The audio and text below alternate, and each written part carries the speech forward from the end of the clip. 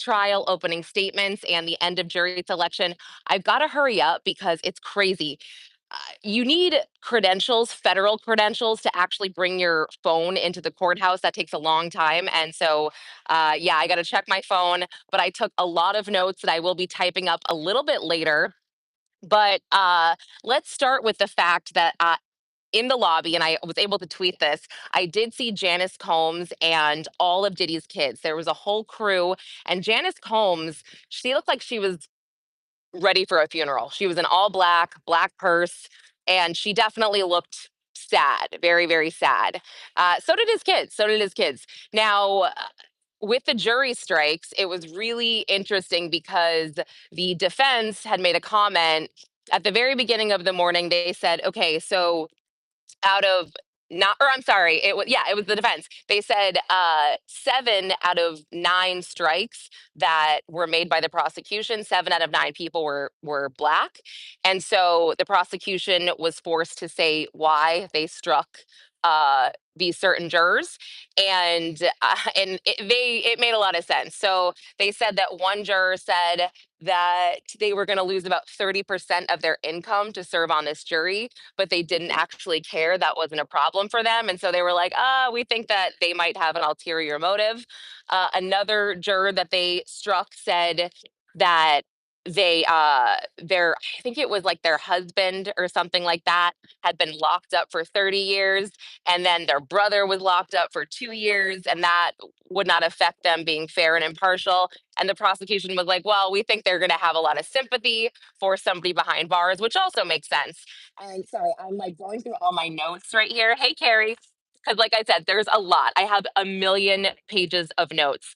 Uh, but I think, yeah, this is not the interesting stuff. The interesting stuff here was definitely what was said in opening statements. So I want to start with the prosecution, who I thought said some things that we had never heard before.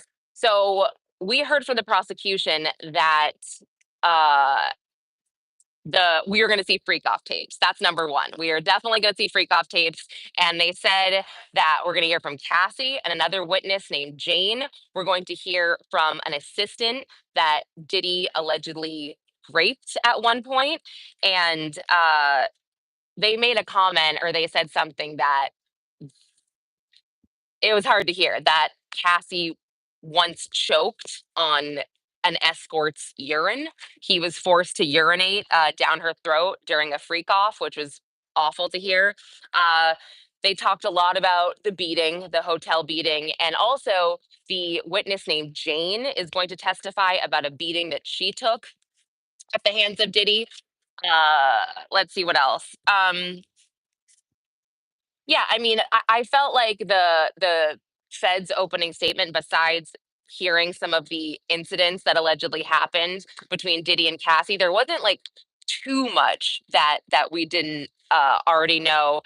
But the urine thing really got me. I was like, oh my goodness. Oh, and then like they made statements about how Cassie and his other alleged victims, these freak offs would last for days at a time in a dark hotel room, and that was hard to hear. That was pretty graphic. Just and they did a good job of like depicting it. These women being forced to spend days in a dark hotel room on drugs. They said at one point the Jane witness, he watched her throw up after an alleged freak off with this escort, and he asked her how long until you're finished, and then he would force her to go into another room with another escort, which was terrible.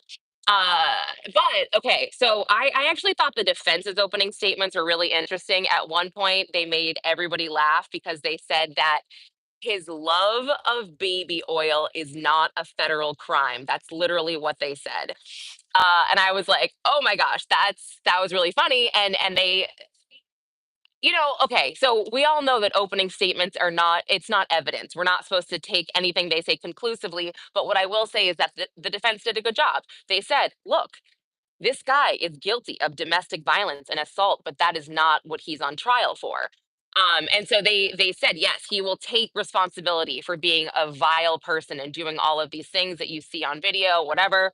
And so I was like, okay, that's interesting. What they said that I had never heard before is they said when you watch the freak off video, pay attention because after he's done kicking her and punching her and whatever else, you'll see a phone. And they said, pay attention because Sean Combs went out to get his phone. That's what this argument was over. This argument between him and Cassie wasn't over alleged sex trafficking. This was over a phone. He just wanted his phone back because, oh, and the defense had said, this is all, you're going to hear the words jealousy a lot. This is all about jealousy. And so we all, we can all understand that the phone holds the key to your indiscretions, so to speak.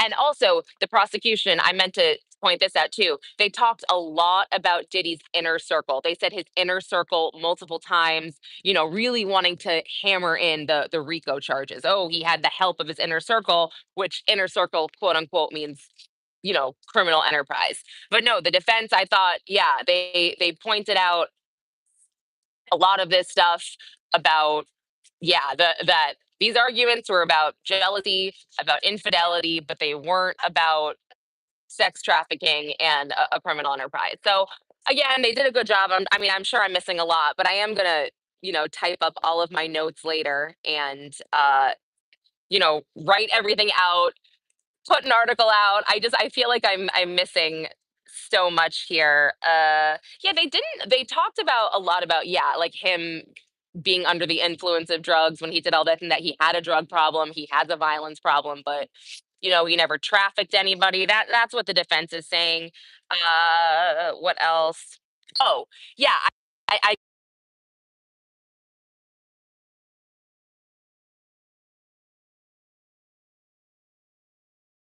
freak off videos that we are about to see came from the raid. They came from Cassie's computer or phone or whatever.